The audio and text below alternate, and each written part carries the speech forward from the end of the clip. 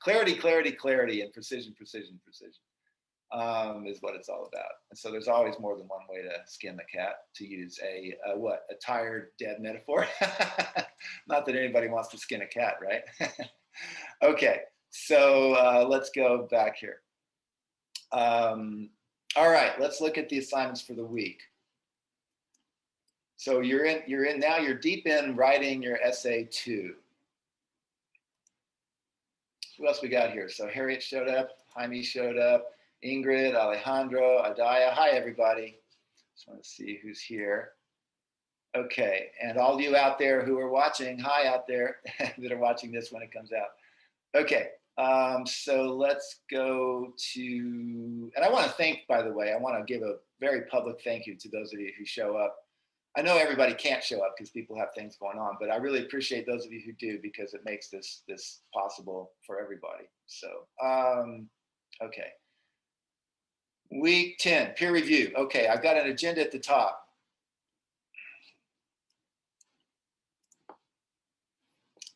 So you are going to, this week, you're going to revise your data draft so it begins to look like an essay. One that raises a question, proposes a thesis, that is an answer or answers to the question, and then follows through, testing its claims with the evidence of the poems and following some logic of organization. The sooner you start working on your revision, the more time you'll have to work on it before you submit it for peer review. Now you've got a lecture lab that's due on Friday. I'll show you that, okay? And in fact, the sooner you do that, the better. I'll show you that in a minute. Then your revised draft for peer review is due next Monday. And then next Friday, a week from this Friday, you need to have your peer review done, and then your finished essay a week from Monday. Now, you don't have to wait till these deadlines, and I wouldn't, because let's say you don't get your peer review until Friday and it's due Monday. Well, then you got to work on it over the weekend, or else cram it in on Monday. So it's certainly, you are free to get things done early and then find other people who get it done early, and you guys can be peer reviewing each other's draft so that you have more time to spend on revising it. So I can't emphasize enough how these deadlines, you don't have to wait till the last second. In fact, often if you do, you're kind of sunk. You need to get ahead of the game. So there's that agenda. I think it'll make more sense in a minute when we go ahead and look at some of the stuff that's involved. So, okay, so, and I want to show you what this looks like, what it looks like to you guys. I'm going to put it in student view. I see it a little differently. But when I put it in student view, and I might need to reset the student view.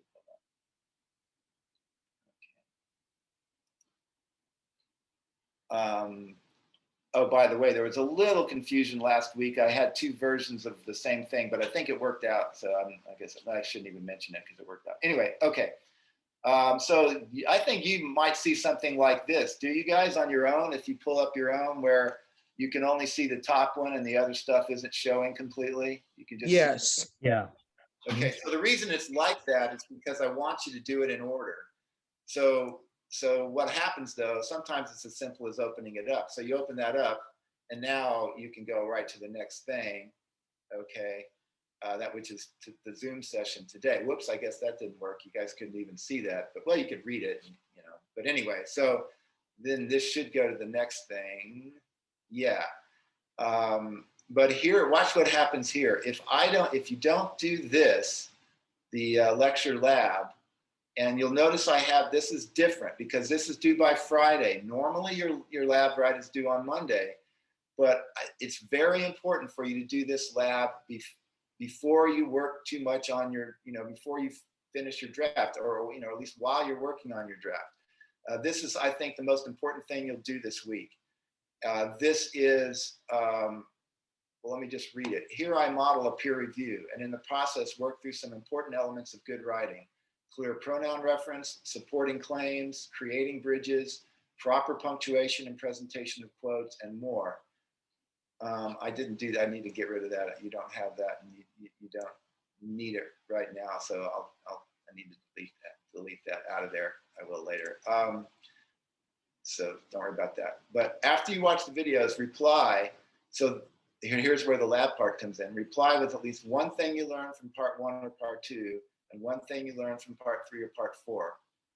You will not be able to see the peer review assignment slot until you complete this lab.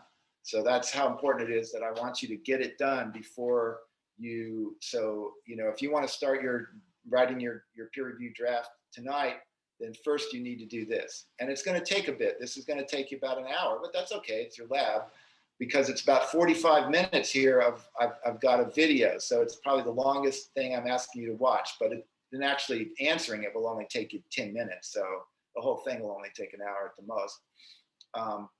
But notice that I say skip the first 3 minutes and 30 seconds, because I'm using an old system of commenting, the Turnitin peer review system. So don't pay much attention to the technical details of how I'm using Turnitin to comment, you know, the mechanics of the way I'm commenting. Focus on the content of what I'm doing. And so you can start at 3:30, because this is the old thing, but it's really good. I go over so many things. So this is a real comprehensive review, working on a student essay where I model a peer review, and in the process go through all this stuff here: bridges, supporting claims, pronoun reference, punctuation, quotes, and these are things that I want you to be working on, and that I probably commented on a lot of these things in your first essay. And so notice that if you don't do that, then when you push next, it's going to tell you, I hope, that you've got a prerequisite, that you got to go back and do the lab before you can open up the essay assignment. I'm going to go ahead, though, and open up the essay assignment so we can go over it. So I guess there's that way you can look at it, but you won't be able to actually submit unless you watch this. So I'll get, so let's look at the essay assignment. Questions or comments or concern any time here.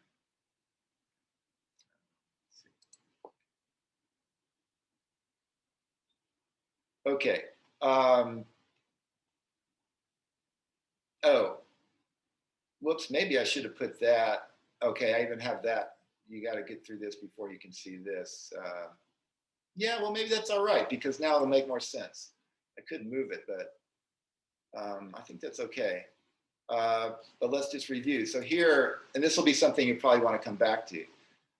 What's the basic requirements? Because the peer review gets a little complicated. So if you get confused about, well, what exactly am I supposed to be doing basically, come back to this, okay? The essay addresses some aspect, that should say or aspects, let me fix that.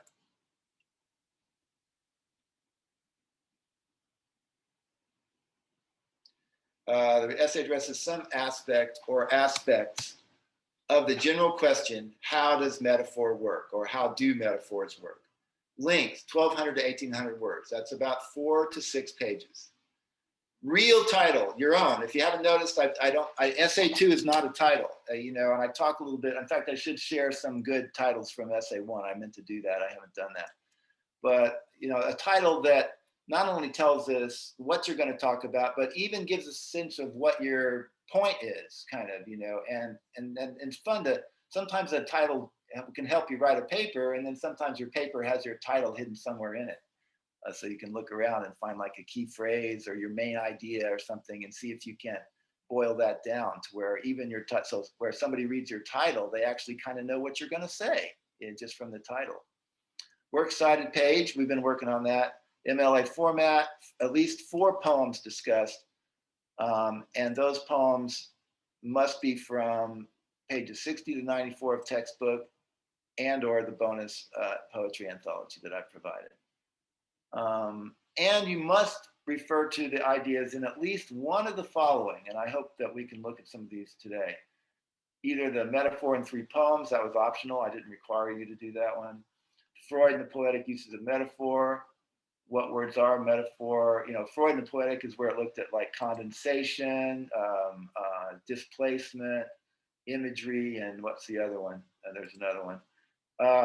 What words are metaphor is where it talked about how language is sort of deeply metaphorical, and that we're using dead metaphors all the time and we just don't even realize it. And then we can look at, that one thing poets do is they sort of bring back to life the metaphorical power of language. So that's kind of what that one was about. And then representation and complications goes even further back to week 6, but that has those really good ideas about that, what art and poetry, and you looked at that painting, remember, of the personal values or whatever of the room with the big glass, and you looked at some poems that I went over in the videos, from Tool and Grasshopper, and how one thing that at least a lot of those guys argue, Shelley and Shklovsky and Coleridge, is that art in general and poetry is sort of like defamiliarizes the world, as Shklovsky puts it, right? So you can see it freshly. And one way you can do that is with metaphors, right? So you can see things with fresh eyes. So, those are some of the ideas that you could be jumping off places for your own exploration, to either agree with or disagree with or elaborate on, or, add your own idea as well. Important, the idea is not just to meet the requirements above, but to use your sources in a way that creates a unified, focused essay. So for example, if you refer to the ideas about metaphor in Roger Brown's article, you would apply those ideas to your discussions of the poems.